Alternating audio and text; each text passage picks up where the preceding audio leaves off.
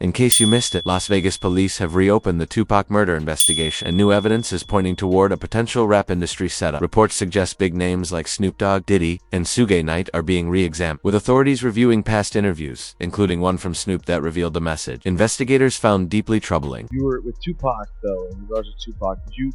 I heard a story, did you give him different advice that night on where to go? Give him no advice.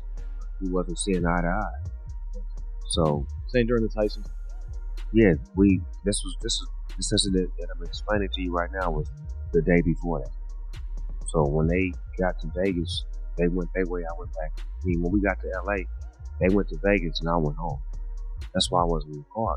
In the car. Snoop Dogg revealed that he was originally supposed to be in the BMW with Tupac and Suge Knight the night of the shooting, but made a last-minute change that kept him out of the car, something that has now raised red flags for investigators. Las Vegas police are reportedly seeking more details about why Snoop backed out, especially after he admitted there had been a heated altercation between him, Tupac, and Suge just 24 hours before the murder. Last time me and Tupac was on the same page, and I did an interview with Angie Martinez, and she asked me how did I feel about Puffy and Biggie, and I told her that I like their music and I want to do music with them. The bro didn't like that, Tupac didn't like that, so we had a misunderstanding. So on the flight back to LA, I didn't feel comfortable around them for what they had did, as far as I didn't have my security ride with me. So to protect myself from the prevent happening, I slept under a blanket with the report just in case something was to go wrong, but it didn't. Given the tension that already existed between Snoop Dogg and Tupac, police are now scrutinizing how everything escalated so quickly, within just 48 hours culminating in Tupac's sudden death. Back in the day, Snoop was deeply connected to the streets, and some now speculate he may have received a warning that Tupac would be targeted that night, which could explain why he chose not to get in the car. Adding to the mystery, federal investigators uncovered an old interview where Snoop admitted that, just 2 days before the shooting, he felt like Tupac hated him. A week before he was best friend. 2 days before I don't think he liked me. Why? Because he was in New York, and it happened. New York at me and did all kind of shit to me, like just the worst you could think of. And I forgave him. And when I did an interview and was asked, how do I feel about Puffy and Biggie? And I was like, I like it. I want to do some music. And I just rubbed cuz the wrong way. I tried to me. How that you talking about you want to do a song with it? I wasn't thinking about his emotion. I was thinking about the way I felt it. I wasn't into no controversy. I liked the music. They was our friends. We were all friends at one point. This video footage of all of us hanging out. The deeper you dig into the reopened police files, the more disturbing the picture becomes, pointing to Tupac's murder potentially being a calculated rap industry hit. A viral tweet captured the public's reaction, stating the of Tupac's murder is revealing new names and new evidence about those involved. One of the most shocking names to resurface is Suge Knight. This revelation sparked reactions from major artists, including Eminem, who publicly declared, "I'm holding Suge responsible for the deaths of the two greatest rappers to ever walk this planet. If the late Mr. Christopher Wallace, aka Biggie Small, could speak today, he'd confirm it. I'm holding Suge responsible not just for Tupac, but also for Ja Rule and anyone else caught in the crossfire of death row." According to newly uncovered police records, Detective Russell Poole had long believed that Suge Knight orchestrated Tupac's murder to prevent him from leaving. Death row records then cleverly pinned the hit on rival gang members to investigators. This leads to a critical question. Who exactly was Suge trying to frame? Many believe the answer points to a well-known Crip member, none other than Snoop Dogg, who is widely recognized as the most famous Crip alive. But he's not alone. According to filmmaker Mike Dorsey, Diddy also has alleged ties to the Crips. In case you missed it, new claims have surfaced suggesting that a former LAPD officer alleged Diddy paid $1 million to have Tupac killed. In response, Suge allegedly retaliated by having Biggie taken out. The hit on Tupac was reportedly carried out by a man named Keef D, allegedly hired by Diddy for over 2 decades. Keef D walked free until he was finally arrested and interrogated. What he didn't know, however, was that the interrogation was being secretly recorded. In that footage, Keef D reportedly confessed that Diddy was the mastermind behind Tupac's murder. All 4 of those occasions, the San Diego, Anaheim, Irvine, and Vegas, which ones do you actually talk to Puffy at? Every one. Every one of them. Which of those 4 did when you talked to him about murdering Tupac? It was really about both of them. It was Tupac and Suge. During Diddy's trial, he was pressed about his alleged connection to Tupac's murder, after a shocking legal filing mentioned his name 77 times. Headlines read, Diddy faces questions about his alleged role in Tupac's murder, as the case took a dramatic turn. Keefe D, the man identified as the hired hitman, claimed the entire hit was carried out at Diddy's request. In his statement, Keefe D even described the moment of the shooting, alleging that Tupac appeared to be reaching for a weapon, prompting one of Keefe's gang members to draw first and open fire, ultimately taking Tupac's life. You said that as you're driving up towards the BMW, with Suge driving and Tupac in the passenger seat, and you said that Tupac pulled out. It looked like he was reaching there. Okay. Yeah. Did you actually? Once you got the region, I got the duck. So someone from your car, sorry, had Tupac.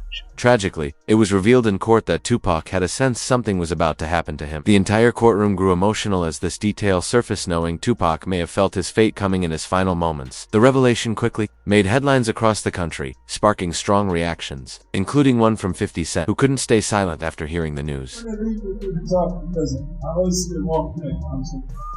Last time you left me, I said something about puppy. You saw that? You saw that clip?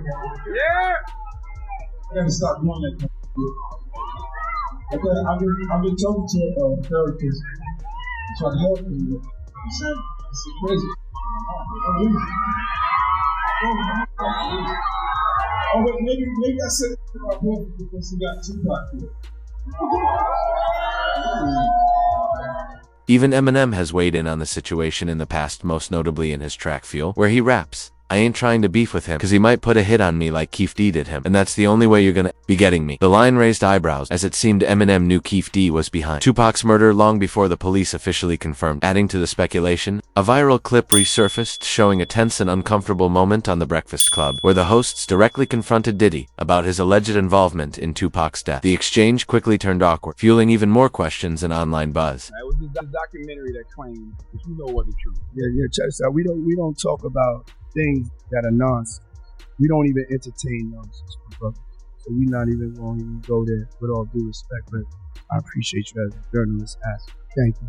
But you listen, 7 years ago, I'd have been like, yo, you hiding my spot. But no, you have to do it like a journalist. Yeah. No, I mean, we wouldn't even get into nonsense like that. You know what I'm saying? Which you never believed. Yeah, thank you. However, when the physical evidence was presented during the Diddy trial, it sent chills through the entire courtroom. Keefe D gave a detailed account, stating that Tupac was taken out on September 7, 1996, allegedly at Diddy's request. That night, Tupac was in Las Vegas, alongside Suge, the head of Death Row Records. The two had arrived at the MGM Grand to watch a Mike Tyson fight, but after the match ended, they encountered a known rival in the lobby of the arena, off a chain of events that would ultimately lead to Tupac's fatal shooting. Knight and their entourage went to the Mike Tyson the MGM Grand. Keefe D and his nephew, Orlando Lane Anderson, and two of their friends were also there. Keefe D told LAPD Detective Greg Kading more than a decade ago, in a proffer that couldn't be used against him. The thing was retaliation, after Tupac jumped Orlando and came up the casino. Surveillance cameras recorded the Tupac was angry that Lane had stolen his necklace years prior in conflict.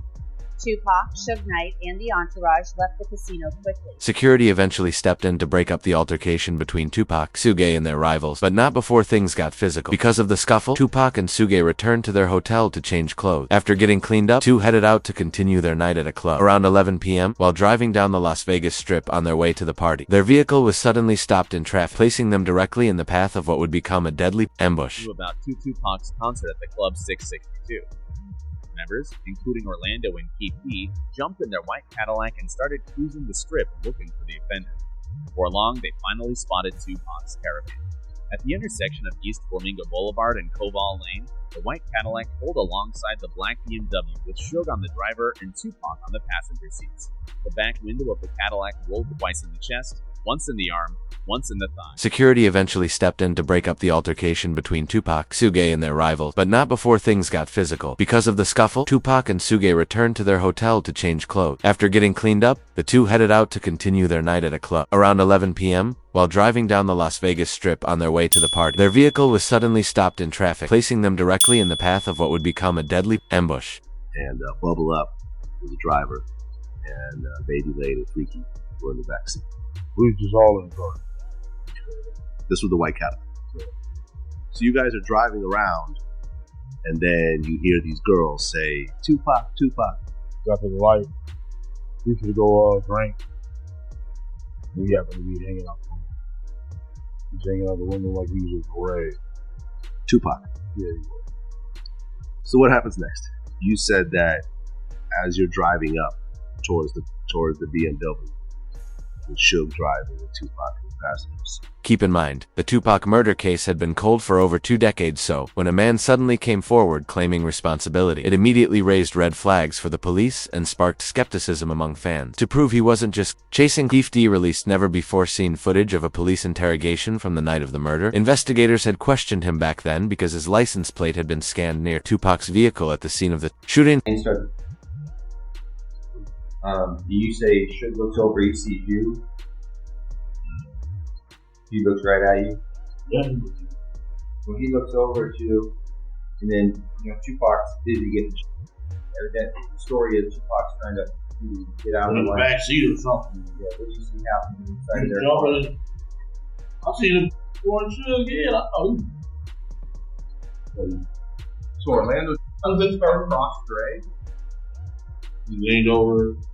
Went to go around the window. During the police investigation, they also uncovered Keef D's reaction to Tupac's death footage that revealed his true emotions in the aftermath. His response offered investigators a deeper look into his mindset and involvement, exposing a side of him that hadn't been seen before.